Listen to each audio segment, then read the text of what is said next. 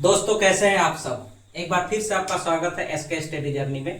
तो आज हम लोग क्लास 6 की बहुत ही इंपॉर्टेंट चैप्टर को देखेंगे जो विज्ञान विषय की है। चैप्टर का नाम है पदार्थों का पृथक्करण।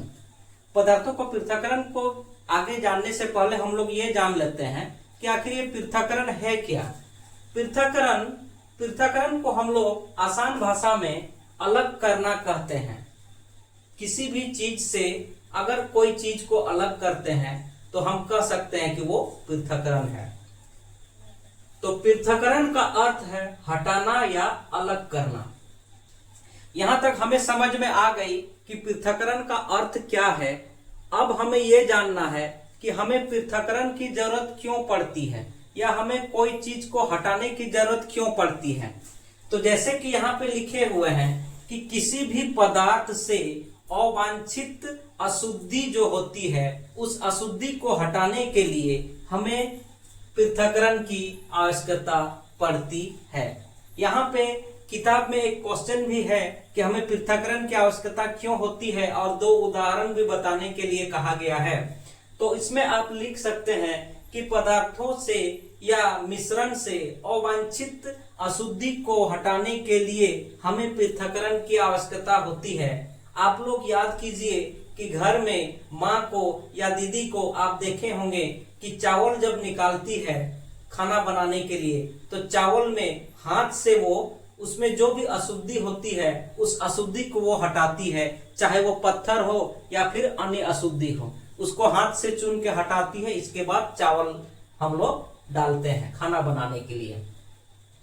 तो यहाँ पे हम लोग समझ गए कि पृथक्करण क्या है और पृथक्करण की क्यों आवश्यकता है। अब हम जानेंगे कि पृथक्करण की कौन कौन सी विधि है। तो यहाँ एक बात आप लोग समझ लीजिए कि पृथक्करण की बहुत सारी विधियां हैं जिसकी हम लिस्टिंग यहाँ किए हुए हैं, जिसका नाम हम लोग लिखे हैं यहाँ पे, जिसका नाम हम लोग जानेंगे। और यहाँ पे जैसे आप लोग देख पा रहे हैं हस्त चयन से लेकर के संगणन तक सारे पृथक्करण की ही विधियां हैं। तो इसमें कुछ विधियां ऐसा है जिसमें सॉलिड को सॉलिड से अलग करते हैं या कह सकते हैं कि ठोस से ठोस अशुद्धि को अलग करते हैं।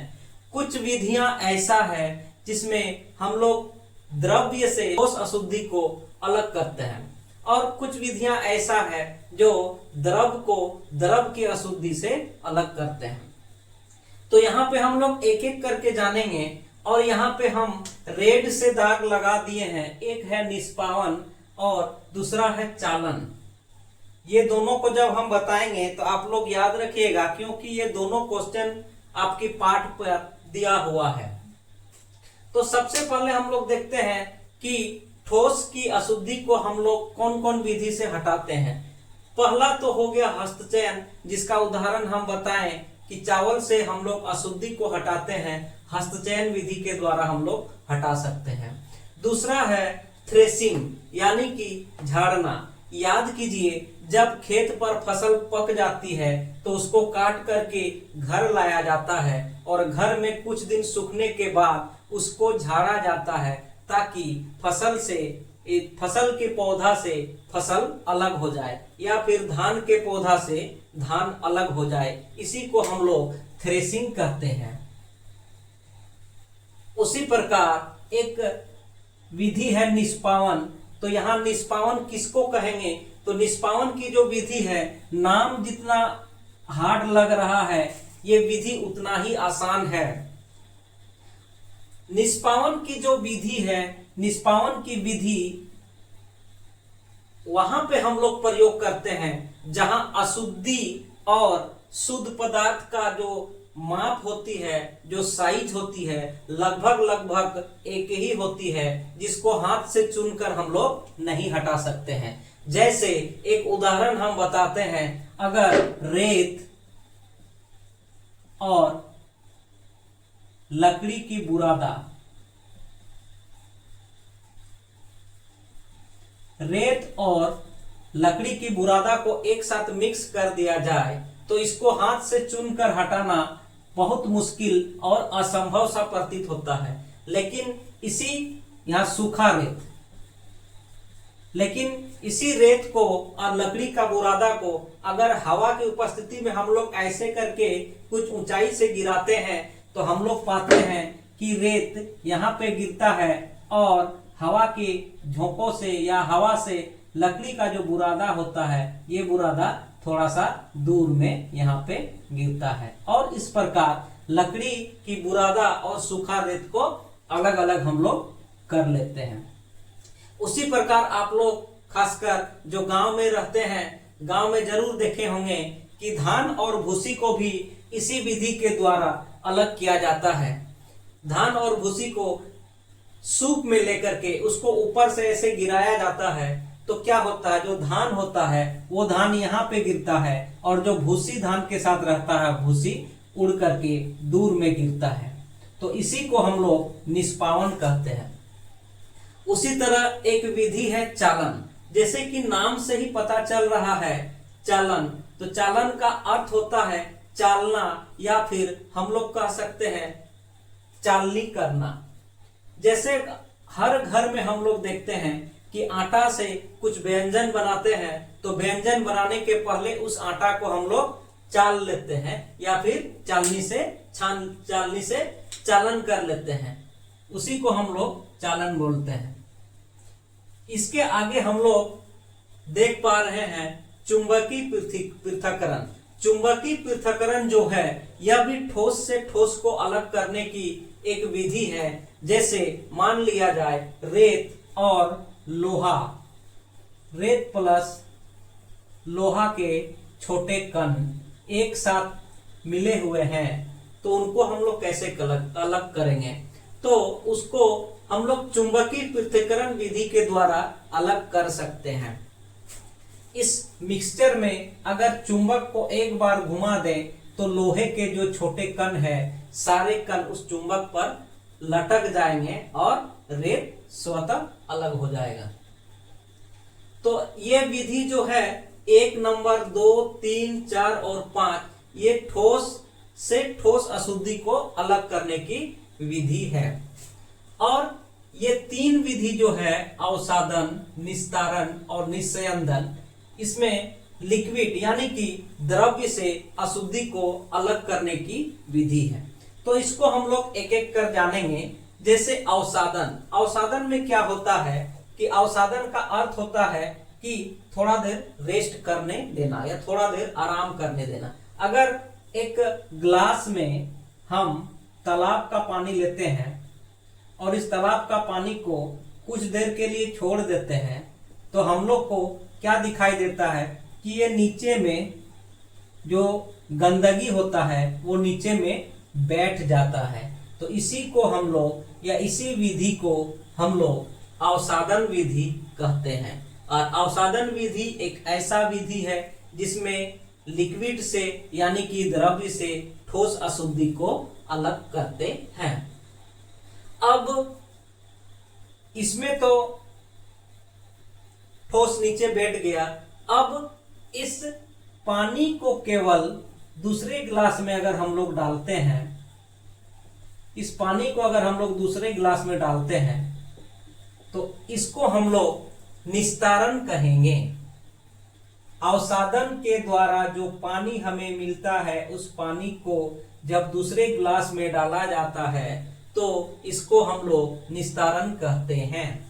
निस्तारण के बाद भी हम लोग को इसमें कुछ गंदगी के कण, कुछ अशुद्धि कण हमें दिखाई देता है। अब इस निस्तारण द्वारा प्राप्त जल को अगर दोबारा हम एक गिलास में डालते हैं और यहाँ पे एक फिल्टर लगा देते हैं या फिल्टर पेपर लगा देते हैं और इस पानी को यहाँ पे डालते हैं तो हमें इस गिलास में जो पानी मिलेगा वो पानी बिल्कुल शुद्ध मिलेगा, इसके बनिस्पत और इसके बनिस्पत। तो इसी को हम लोग निस्यंदन कहेंगे। उम्मीद करते हैं कि हम जो भी बात कह रहे हैं वो बात आप लोग को समझ में आ रहा होगा। नीचे 8 नंबर और 9 नंबर में जो लिखा हुआ है वाष्पन और संघनन, वाष्पन और संघनन भी पृथक्करण की एक विधि है। वाष्पन और संघनन ये द्रव से द्रव अशुद्धि को अलग करने की विधि है।